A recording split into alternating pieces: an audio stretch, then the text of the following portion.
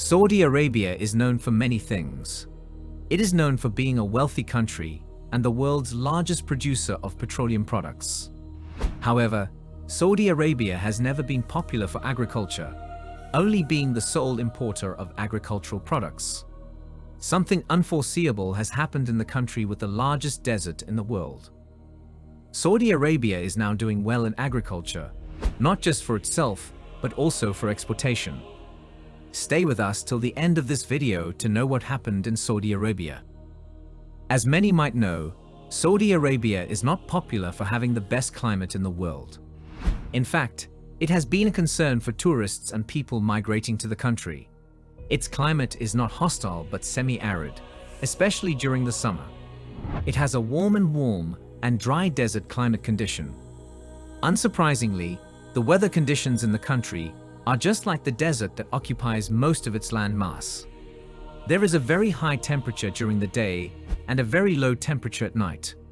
Also, the northern part of Saudi Arabia can be classified as subtropics, and the southern can be classified as the tropics. The other part of the country is desert, dry and barren lands. The country is in the Middle East, between Africa, Asia and Europe. Its western region, Hejaz, is along the Red Sea. The eastern region is along the Persian Gulf. And the heart of the country is Najd, also known as the Highlands. The land size of Saudi Arabia is massive. It is about 2.15 million square kilometers, one of the largest countries in Asia, the 14th biggest country in the world, and approximately the size of many countries such as Texas. This is why its desert is also one of the largest. Its desert, Rub al-Khali, also known as empty quarters, covers about 250,000 square miles of its land. The desert is said to have the largest continuous sand area in the world. Much of the land is infertile, unused or habitable for humans. It simply just sits and exists. The distance between its capital, Riyadh, and New York is about 10,520 kilometers, and it shares borders with neighboring countries such as Jordan, Yemen, Iraq, Oman, Qatar, and UAE. The extent of the dryness is not exaggerated. The only exception is the southwestern part of the country. According to statistics, the average annual rainfall in most parts of the country is below 150 millimeters, except in the southwestern region of Azur, where the rainfall occurs between 400 to 600 millimeters annually. These rainfall levels are insignificant enough to spread fertile land outside the southwestern region. In addition, the soil is poorly developed and barely supports simple farming. Commercial farming is impossible to practice or will lead to total soil damage. Salt flats and pebbles covering large expanses of the land also contribute to the soil's underdevelopment. Unfortunately, no permanent streams and water sources can make irrigation possible. The people depend on a small quantity of water to live. Although their waters are available, they are only useful for the almost non-existent rainfall. The wadis that lead to the Red Sea are short and steep, except for an unusually long extension made by Wadi al-Hamd. It rises near Medina and flows inland to the northwest for 100 miles, 160 kilometers, before turning westward. The arable land in Saudi Arabia is very minimal. As of 2020, it was only about 1.6%. Worse still, in 1961, the arable land in Saudi Arabia was reported to be 0.53%. In 2020, Saudi Arabia went from being a country with unique highland features to becoming a concerning desert terrain in the world. This leaves us to wonder about answers to questions such as why is a wealthy nation, are the people malnourished, and how did the population survive with little fertile land?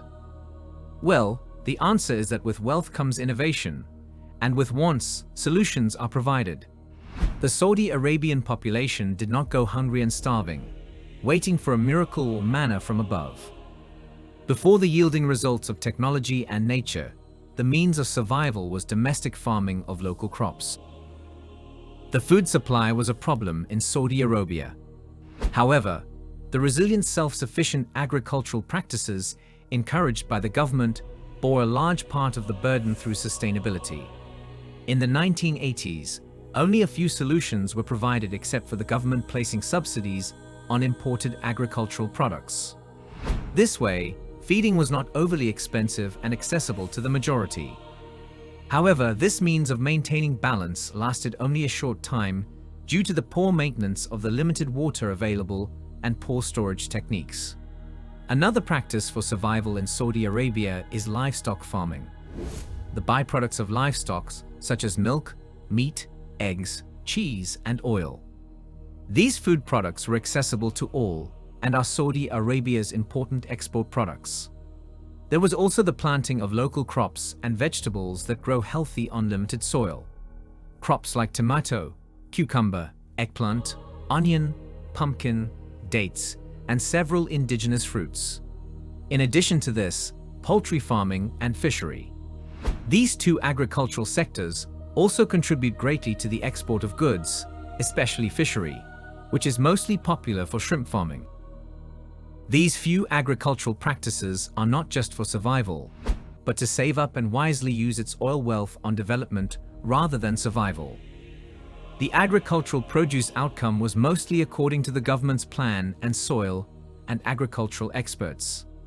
The oil sector of Saudi Arabia is not majorly dependent on, unlike the trend of various countries dependent on their buoyant resources.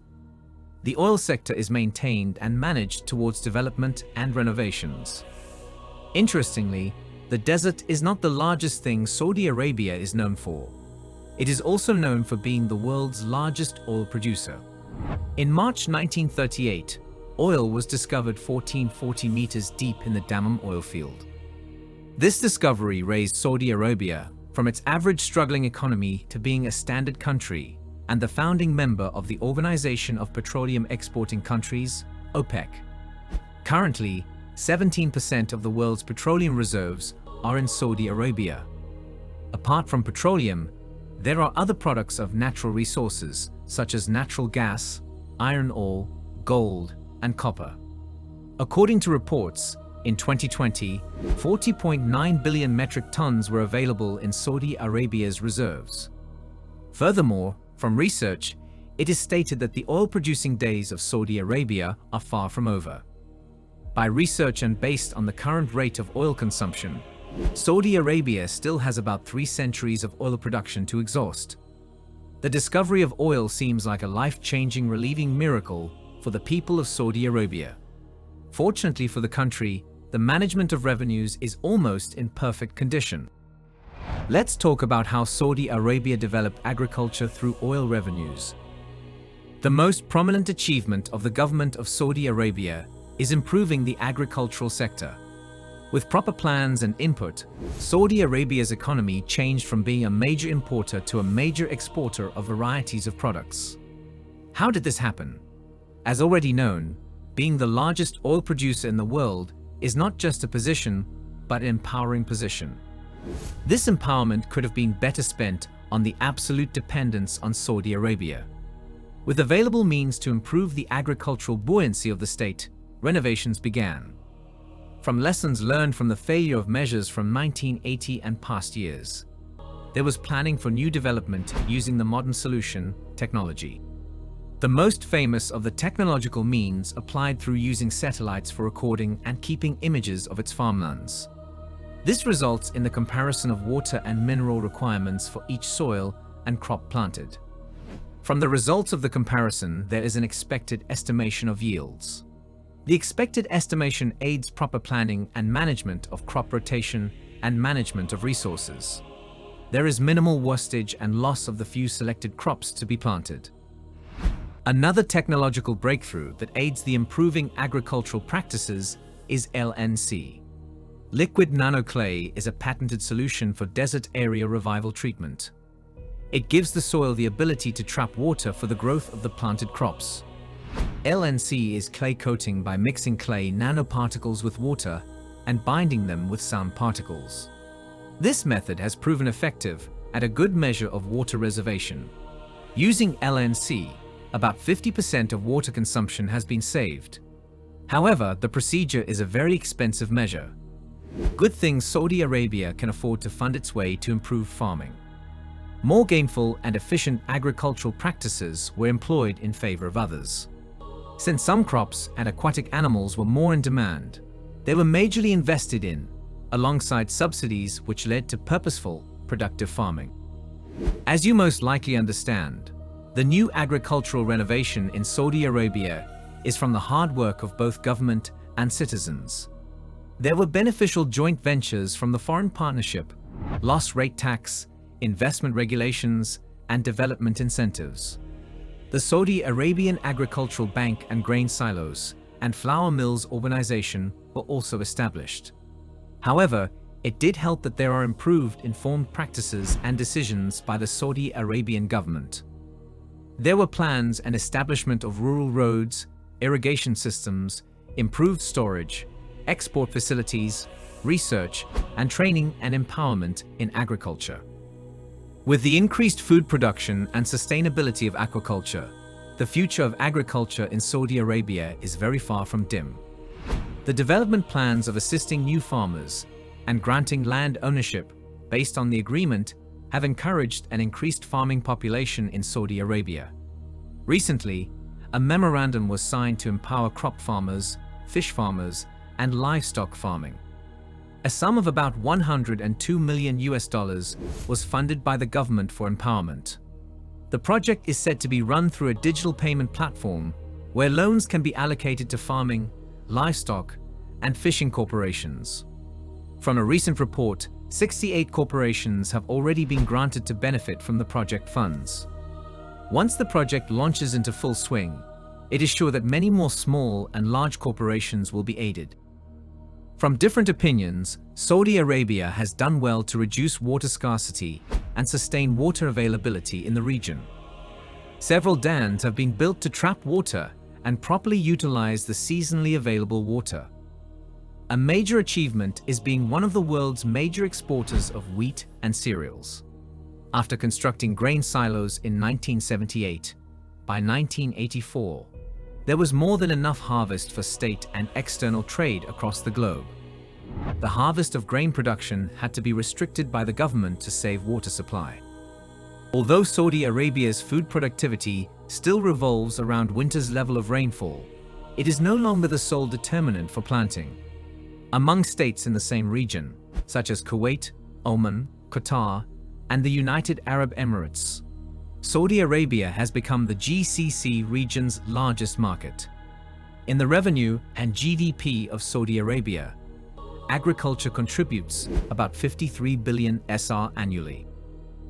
The reason for the massive change in Saudi Arabia is not unexplainable.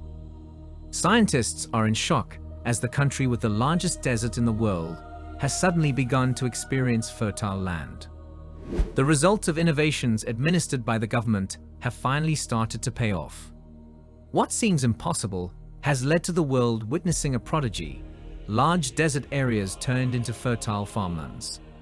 The Saudi Arabia Vision 2030 is closer to being fulfilled sooner than ever. World trade includes food crops/cereals, fruits, vegetables, oilseeds, and pulses. Improved means to increase water supply. Following the past year's statistics, the water supply of Saudi Arabia has been little to nothing. There were no hopes of overcoming the water shortage problem. However, in recent times, while water is not overflowing streams and river banks, the government has implemented measures to sustain water availability in Saudi Arabia. What measures were taken by the government to ensure the provision of water for its population? As mentioned earlier, there are only a few streams in Saudi Arabia. The streams are heavily reliant on winter rainfall and waters. Although it has been a plausible means of survival, it has not been a pleasant journey for the past and existing population. However, it is not past the Saudi Arabian government to take responsibility for problem solving. Just as the agricultural sector improved, the country's water resource shortage was also tackled. A new renovation aquifer has become the major source of water for Saudi Arabia. The underground water reservoir has been a plan in place since the 1970s.